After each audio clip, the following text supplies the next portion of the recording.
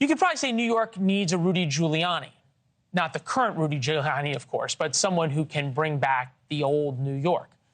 Mayor Chill, Eric Adams, isn't getting it done, nor is Kathy Hochul. And most of us don't live in New York, and fewer want to visit. But the problems that start in New York have a funny way of coming to the rest of America. Victor Davis Hanson, senior fellow at the Hoover Institute, joins us now. It's good to see you, sir, as always. Put this in perspective. Why should the rest of us care about what happens in New York? Well, aside from the fact that sort of the iconic city in America, it's ahead of where most of our financial futures are adjudicated, it's a pattern, and we understand what's going on. It's a lack of deterrence in the broadest sense of the term, that the criminal feels that if he commits a crime, he won't be arrested. If he's arrested, he won't be indicted. If he's indicted, he won't be convicted. If he's convicted, he won't be incarcerated. So they prey on the weak. The strong dictate to the weak. And we have to restore deterrence. And unfortunately, after the George Floyd riots and the rise of wokeism, we got these critical legal theories, critical racial theories, critical penal theories that were relativist in nature. And they said, you know, there are no absolutes, and deterrence is an old-fashioned idea, and fear of punishment has nothing to do with crime, et cetera. And so now we're in a state of paralysis where everybody believes that we know what the medicine is for the problem, the pathology, but the medicine is deemed worse than the disease. So if we say we've got to be tough on crime, we've got to have stop and frisk, whatever worked in the past, we're afraid of being called insensitive, racist, mean. So we're paralyzed, and we just say, well, it's not going to affect me. I have the money or the zip code or the influence that I can shield myself from the consequences of the very policies I voted for. And that's pretty much where we are. If you think about where we are, we've been here before. 40% of Americans, the most in 3 decades, they would be afraid to walk alone at night within a mile of their home. This indicator of crime fears reached this level in 1993. Then came the 1994 crime bill, which Joe Biden, interestingly enough, was a champion of.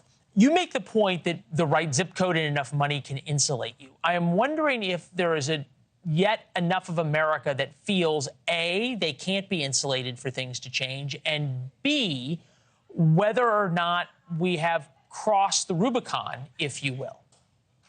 It's a good question. I think here in California, we're suffering the same malady. In San Francisco, we're starting to see that the elite that voted in these policies, whether it's defined by walking among the homeless on Market Street, or having their car broken in, their Mercedes or their Lexus, or their businesses destroyed by smash and grab or carjacking of their nephew, that they feel that they're not insulated anymore.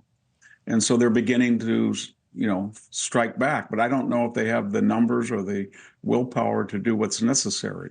I first went to New York, you know, 50 years ago when I was 20, and I went into Times Square as a kid from a farm, and it was the most frightening thing I'd ever seen. And if we get back to that, then you'll start to see what caused the revolution to stop that, the Giuliani revolution. But right. You got a good point, whether we've gone so far now that it'd be very hard to take the tough measures that would be necessary to restore sanity.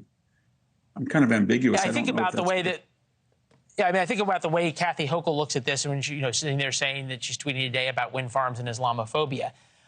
There are states, to be fair, that are reversing some of these policies. Oregon overturned a bill that decriminalized possession of small amounts of illicit drugs. San Francisco, you pointed out, passed measures to require drug screening for welfare. Washington, D.C. passed a sweeping crime bill that creates drug-free zones. One might wonder why everywhere is not a drug-free zone, but there you go. New York City will deploy National Guard troops on subways, reinstitute bag checks. We've seen how effective that was last night. New Mexico, the governor threatening a legislative session to force the passage of anti-crime measures, repeat felony offender, no bond hold, and a 7-day firearm waiting period.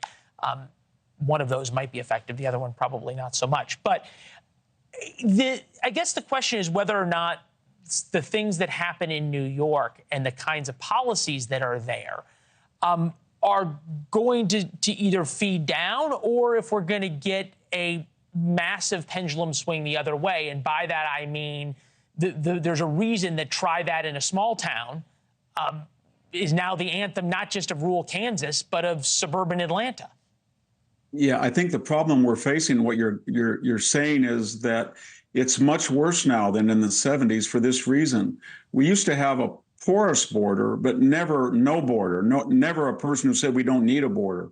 Thanks for watching. Go to joinnn.com to find NewsNation on your television provider. And don't forget to click the red subscribe button below to get more of NewsNation's fact-driven, unbiased coverage.